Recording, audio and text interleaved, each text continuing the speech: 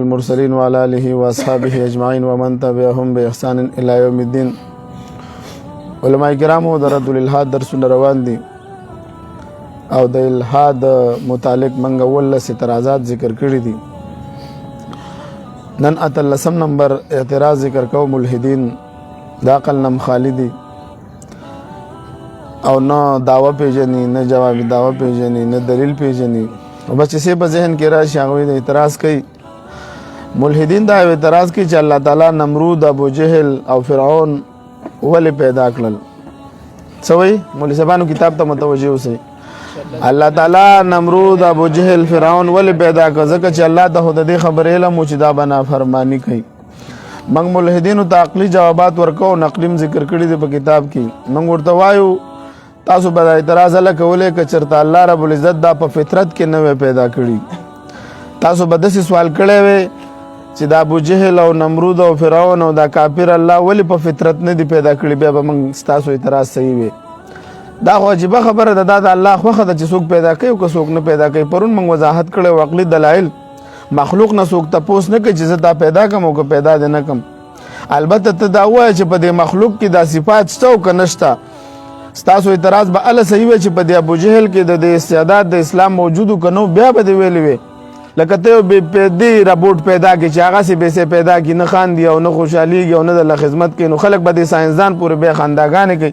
چې بېپیدې شي دې ولې پیدا کړی دی. او دا لیپټاپ یې پیدا کړی دی نو د دې نه څه فایده حاصلېږي. دا ربوټ یې پیدا کړی بېفایدې څیز مخلوق نه پیدا کوي، نو خالق به څنګه پیدا کړي؟ ولې صاحبانو بېفایدې څیز مخلوق نه پیدا کوي نو خالق به څنګه پیدا کړي؟ ستاسو اعتراض به الله صحیح وي. الله رب العزت ټول مخلوقات په فطرت د اسلام پیدا کړي دي. فطرت الله التي فطر الناس عليها لا تبديل لخلق الله. الله رب العزت ټول کائنات انسانات مخلوقات دا په فطرت د اسلام پیدا کړي دي. بیا د فطرت نه څه مراد مولوی صاحبانو دا موږ ویلي دي. معرف القرآن په حوالې سره 15 اعتراضات راتلو موږ تاسو ته ویلو. د فطرت د دوه معناګانې موږ اخیستې وي. یو اسلامو فطرت مراد اسلام دی. دویم نمبر څه او دا به تاسو وایي شابسي استعداد اسلام. مولوی صاحبانو دلته چې دا سوال لاتو په اسلام باندې 15 اعتراضات او اشکالات ذکر شوي موږ جوابات ذکر کړي دي. که چېرته تاسو وایي چې فطرت اسلام دی نو ډېر خلک خو کافران دي که نه کافران ولې دي؟ نو موږ ورته وایو دلته مراد استعداد اسلام دی. که یو انسان کافر کېږي د معاشرې د وجې به کافر کېږي، حالانکې په ده کې الله استعدادي ښه دی. د 100 کالو بوډاګان موږ ولیدل کافران دی او کلمه وایي. نن په قطر کې د فوټبال ورلډ کپ دی، بوډاګان دي د 70 کالو بوډاګان دی او کلمه وایي مسلمانان کېږي. په ده کې اسلام استعداد الله پیدا کړی دی. دغه شان په ابو جهل او نمرود فرعون حامان په دې ټولو کې استعداد موجود و، دوی هغه استعداد غلط استعمال کو. لکه حدیث مبارک کې راځي چې هر یو ماشوم كل مولود يولد على فطرة الإسلام فأبواه يهودانه أو يمجسانه أو ينصرانه. یا خود د پلار د يهودي جوړ کی، یا مجوسی دهری ته جوړ کی، او یا عیسائی دی بل مذهب والا ته جوړ کی، لیکن دا په فطرت د اسلام کې دی. نو موږ دوی ته وایو بل د ابو جهل په باره کې چې کوم خبره ده او د نمرود په باره کې چې کوم خبره ده دوی ضد او عناد کو. لکه د نمرود ته چې ابراهیم علیه السلام ویلي که چېرته وایي ستا د جسم دا جامې او دا کپړې وایي چې الله موجود دی، وایي زه به د خپلې جامې مسوځوم. هغه جامو اواز وکړو اشهد ان لا اله الا الله، دا خپلې کپړې مې ایستلې. د کور دیوالونو ابراهیم علیه السلام ویلي که چېرته دا الله د وحدانیت ګوی کړي، دا هغه ټول دیوالونه حکم یې وکړو خپلو نوکرانو ته اداره لاړه کړي. نو هغه ضد کولو، نو د ضد خو موږ سره علاج نشته که نه. لکه د ابو جهل ضد معرف القرآن ذکر کړی دی. سورة بقره آیات نمبر 3 فاتو بسورة من مثله. د دې آیات په تفصیل کې وګورئ ډېر بهترین 3 کسان دي. یو ابو سفیان دی، اخو رسته ایمان راوړو رضی الله عنه. احنس بن شریق دا هم رسته ایمان راوړو رضی الله عنه. دریم پکې ابو جهل. دا الله د محبوب کلام یو خو چې نن سبا ګوره د مصر قرا حضرات راشي او دوی دا کلام پاک وایي نو سړي یو به عبدالباسط رحمت الله علیه ته خو د هغه تلاوت اورو نو سترګونه به دې اوښکې ځي. یو کارګزاري صرف د عبدالباسط رحمت الله علیه تاسو به هم د قرآن په باره کې چې دا داسې کلام دی که نه چې د ده ثاني نشته دی او دا بار بار اوړه دا د خپله معجزه ده. یو خط یو محبوب دی تا ته خط راولېږي، یو ځلې پړاو که 2 ځلې پړاو که 10 ځله اخر به دې زړه تنګ شي. قرآن بار بار ویوه بار بار دا د ده خپله معجزه ده. کله وایي چې د جمال عبدالناصر حکومت په مصر کې نو دا چې وروسته ته په اوله دوره کې نو کله چې وروسته دی لاړه ورته د روس د مشرانو سره د میټینګ ختم شونه بیا دوی په مذهب یو لسل منټه دوی وقفه وکړه په مذهب بحث شروع کو نو جمال زمنګ د حکمرانان نن سبانی دا د خپل اسلام نه دی خبر نو دا خاموش هغه خپل دهریت به خورو چیرې دا به موږ نه متاثر شو دا یو خو به راوړو کن خو د سم نه شو ویلې بس خاموش نه شو چې دوباره وي بل دغه دوره و د وی قاری رحمت الله علیه ته ټلیفون وکړ عبدالباسط ته ځان تیار کړ چې روسته بزو د چې کله وی روسته لاړ هغه میټینګ شو میټینګ نه روسته ویل چې راځي په مذهب خبرې کو نو کله چې د دې نمبر راغونو عبدالباسط رحمت الله علیه ته چې تلاوت شروع نو د چې کله د قران تلاوت شروع کړ د روسیانو سترګو نوخ کې روانه وي نو دوی ورته چې ول څه چل روسیانو ته پوس ګار موږ په دې کلام خو نه پوهیږو خو دونه د کې دونه تاثیر د موږ سترګو اتوماتیکلی وخ کې روانه نو دا خو د امتی کلام دی دا خو امتی هم پڑھاوي مطلب مې دا امتی تلاوت کې خو بیا چې د الله د محبوب تلاوت وسو هغه به سوق ټینګ شي خدا کافر بنه ټینګي د ابو جهل غونته کې کافر ورته نه ټینګي دا معرفت القرآن دا تفسیر کړل دا درې صحابه کرام دا درې کسان کوم چې ما ذکر کړ ابو سفیان اخنس بن شریق او ابو جهل دا وې د شپې راوته د الله د محبوب کلام اوري او زړه ټینګ نشو د ورځې خدا خلق د توري په زور خلق منی کوي چې دا کلام بناوري د شپې راغی یو ګټ کې کېناسو چې د الله د محبوب کلام اوري رو ابو سفیان بل ګټ کې ناشته اخنس بن شریق بل ګټ کې ناشته دوی په دې کلام کې دونه ډوب شوی دي چې دا سحر شو په چرنا شو چې ګوري یو د یو ګټ نه را پاسې دو بل د بل ګټ نه را پاسې دو یو بل تنیغ نه ګوري چې لکه د ورځې خو من خلق ملامت کوي د شپې راځو کلام اورو یو بل ملامت کوي کنه به راځي ټول مشران دي کنه تب هم ناراضه لکه تب هم ناراضه سبا چې بیا شروع ابو جهل ویل چې خو د دوی مشرم هغه دوی بچرته زما حکم مات کی دا خوراغه کېناستو ابو سفیان ویل هغه ابو جهل غوسم ناراضه خو د مشر دی غوسم زد کړی دی هغه راغی اخنس بن شریق ویل چې لکه هغه غوسم ناراضه دوه هغه د ګجرانو قصه وا هغه ګجرانو واقع هم ذکر کړی او بچا حکم کړو وای تاسو څه کوي ګجران خپه نشي خو دا متل مشهور دی او حکم کړو بچا ویل چې لکه تاسو یو ډیګه جوړ کړو چې سود راوړی پي راوړی یو کینو دی کې واړو نو هر ګجر ویل چې زبل بس چپ راوړی د بوبونه ډکو راوړو هټ ټولي سارو کوي نو دغه چاندا کې دې درېوانو دا خبر وکړه چې لکه دا خو نه راځي زه بلاټم سحر چې بیا به دوه مشپه شو چې سحر شو ټول شپه تلاوت وریدو وای بیا چې سحر شو چې وی قتل یو بل ملامت کړ په درې مشپه باندې بیا اخر اخنس بن شریق دغه پس کور ته لاړو ابو سفیان پسې وای ولې د قران په باره کې تسوي وای د په دبي الفاظ سره معرفت القرآن داسې لیکلي وای دبي الفاظ سي د قران کریم وضاحت اعتراف وکړو بیا ابو جهل پسې کور ته لاړو چې د قران باره کې تسوي چې خلک د منګې د ورځې د شپې توري ورته ویل دا کلام حق دی خو موږ دې سره زد دي څه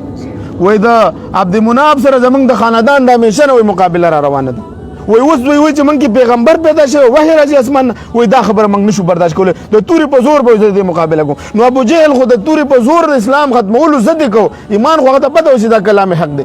که کلام حق نه غنل در شپې به ور اوریدو درې شپې د سر په سر دا خو نورم داسې واقعیت موجود دي مولوی صاحبانو نو موږ ورته وایو په دې خلکو کې الله استعداد د اسلام پیدا کړو بل د مرګ د ژوند د فلسفې نه ځان خبر کوي الله پیدا کړی چې څوک پکې نیک اعمال کوي دوی نیک اعمال ونکړو دوی څه وکړو دوی نیک اعمال پکې ونکړو چې نیک اعمال پکې ونکړو نو خامخا معیار ګرځول الله رب العزت کو وایي که چېرته تاسو څه وکړه زمانه فرمانی موکړله د شیطان په احکاماتو باندې لاړې نو بیا به خامخا تاسو سکرپټ کې لړ کېږي لکه څنګه چې یو ربوټ د جوړونکي په منشا نه چلیږي او سکرپټ ته لړ کې څوک ورته ظالم نشي ویلی دغه شان ده کې الله رب العزت په دا کافران څوک چې د الله د حکمونو نه انکار کوي دا به سکرپټ ته لړ کوي چې یو سړي د ابو جهل چې کله قتل کولم سر ته کټ کولو عبدالله بن مسعود رضی الله عنه ورته ویلي وې دې ځکه مې وې دې بالکل دې بیخ کې رانه کړ چې په قیامت کې خمزه اعلان کو هغه قیامت هم منلو د هریانو تاسو نه خدا ابو جهل هم خو قیامت هم منلو جهنم هم منلو هغه صرف زد کولو نو تاسو خو نه الله منئ نه رسول منئ تاسو ولې کوئ انسان تو بے جان سا پتھر بھی نہیں ہے سوئی وہ انسان تو بے جان سا پتھر بھی نہیں تو کوئی فرشتہ یا پیغمبر بھی نہیں ہے وہ تو علم کا چشمہ یا سمندر بھی نہیں ہے پر رب کی نگاہوں میں تو پتھر بھی پر رب کی نگاہوں میں تو کمتر بھی نہیں ہے وہ جو کچھ بھی ہے تو آج اپنے حدوں کو پہچان رحمان کی پکڑ سے تو باہر بھی نہیں ہے وہ دنیا نہ بسا دل میں کی دنیا کی حقیقت مچھر کی پر کے برابر بھی نہیں ہے د مچھر د یو پر برابر دا دنیا نه تا په دنیا په ماده باندې ایمان راوړی دی شاعر تعالی په اشعارو کې وضاحت کو انسان تو بے جان سا پتھر بھی نہیں ہے دی خو منګه پتھر یو کنه دهریان سوی منګه د کانی هم دغه ماده ده کنه منګه ماده یو نو چې د کانی کې لیکن شاعر خدا ته ویلی تو رحمان کې پکړ سے تو باہر بھی نہیں ہے د رحمان د پکړ نه ہوتا باہر نه اخر به ورځي نو دغه اعتراض منګه خلاصه بیان کړل اوس به ان شاء الله کتاب ته متوجه شو زموږ سره الرحمن الرحیم پوه شوي بولي صاحبانو الله جل شانه نمرود ابو جهل فرعون ولي پیدا کړل چې الله جل شانه ته علم او شدا بنا فرمانی کوي او جهنم ته بزي جواب د ملحدینو طرف نه دا سوال زګه کیږي چې دا ملحدین د اسلام په باره کې د کمیلمۍ په وجه کوي که موږ د اسلام فلسفه مرګ او ژوند ته وګورو نو بیا یو سوال هم نه پیدا کیږي فلسفه د مرګ او ژوند په باره کې قرآن کریم الله جل شانه قرآن مجید کې الله جل شانه فرمایي په سورۃ ملک کې اعوذ بالله من الشیطان الرجیم الذي خلق الموت والحیاة ليبلوکم ایکم احسن عملا الله جل شانه پیدا کړی دی مرګ او ژوند لپاره د دې چې په تاسو کې څوک نیک او ښه اعمال کوي. اوس بولي صاحبانو دلته به تاسو سوال کولای چې بای په دې کې د نیک اعمالو څه استعداد نو نو تاسو به ویلي وي چې لکه دې کې خو د نیک اعمالو استعداد نو کوشش کولو چې زه مسلمان شم زه نیک اعمالو هغه ضد کولو د الله د دین مخالفت به کو چې لکه نمرود چې کله ابراهیم علیه السلام ته ویل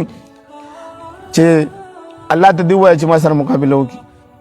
او شپېته لګوي د آرمي وځکه په دنیا کې څلورو کسانو حکمرانانو کړل په ټول وړ دنیا باندې 2 مسلمانان دي 2 کافر دي نمرود او بخت نصر دا کافر تیر شوي دي چې د بنی اسرائیل او یا کله قید کړي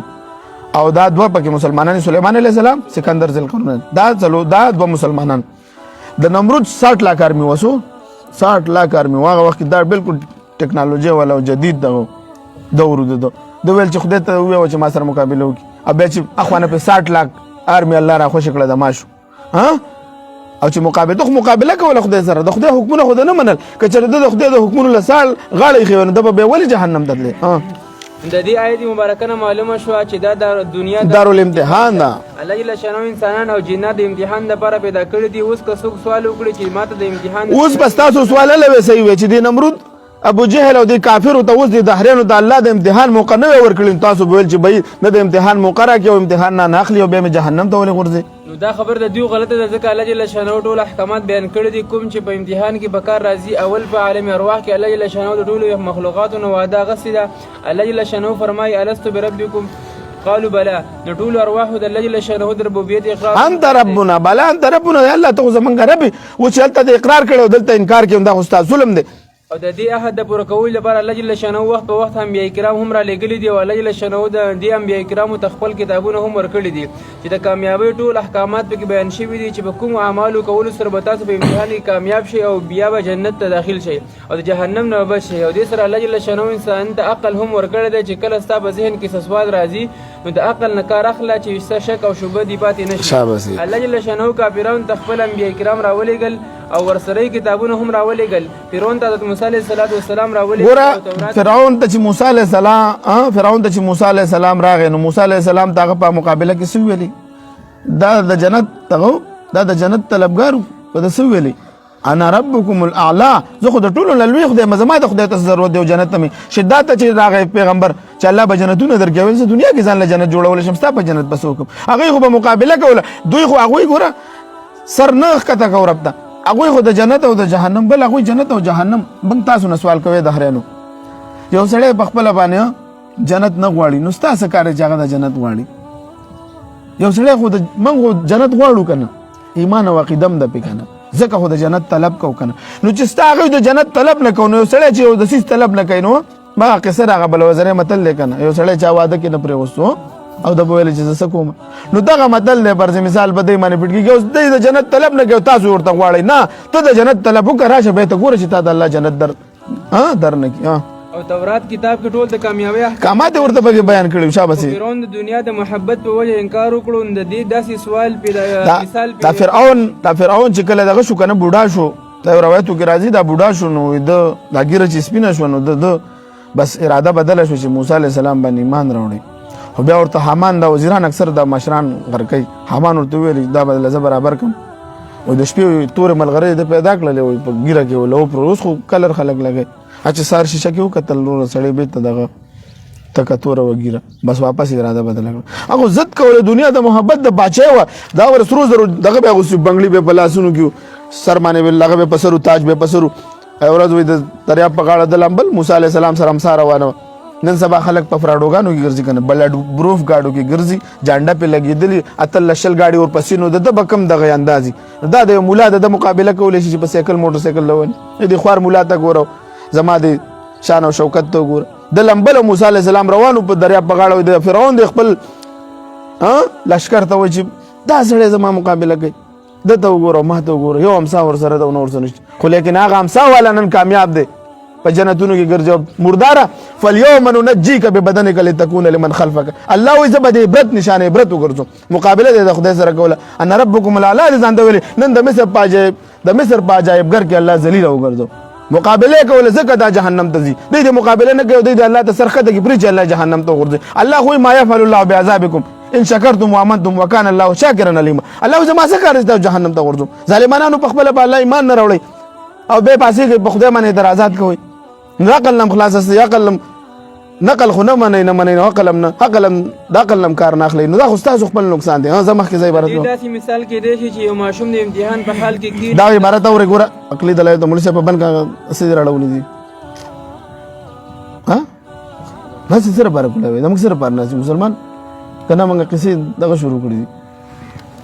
ها دمه خزه د دې داسې مثال کې دی چې یو ماشوم د امتحان په حال کې کینو دا سوال کولای شي چې ماته استاد سبق نه دی ښودلی چا پسې نه ما دا کتاب ویلی دی دا سوال صحیح دی خو که ماشوم سبق نه وي یاد کړی دا عبارت ته پوره کبه لدی وضاحت کوم نو که ماشوم سبق نه وي یاد کړی نو بیا د دې سوال کولو حق نشته دی چې دا سوال وکړي چې زه دې ولې په امتحان کې ناکام کړم ځکه دې ته کتابونه ورکړل شوي وو استادان ورسره محنت کړی وو که د دې باوجود کم شاګرد ناکام شي اوس په سکول باندې څوک اعتراض نه کوي مولوي صاحبانو چې دا ماشوم دې ولې ناکام کړو همداسې الله جل شانه ټول انسانانو د هدایت لپاره کتابونه نازل کړي دي او خپل انبیاء کرام یې د معلم په حیثیت را لېږلي دي اوس چې څوک د دې په تعلیماتو عمل نه کوي او جهنم ته لاړ شي نو په دې کې د چا قصور دی ځکه د کامیابۍ ټول احکامات بیان شوي مولوي صاحبانو یو رپورټ دی د یو انسان جوړ کو د یو کار دپاره هغه کار نه کوي دا چې سکرپټ کې لړه کي برز مثال نو څوک په اعتراض په دې دغه باندې کوي ساينسدان باندې نه کوي ولې ساينسدان به ورته څه چې په دې کې ما ټول ما چې کوم مقصد د بار د جوړ کړي واغه مقصد په دې کې موجود و دی باوجود پر مثال دا سو د دې بیټری فیل ویا پلانکې شي ما سکرپ کو دغه شانته کې چې انسان یو ماشوم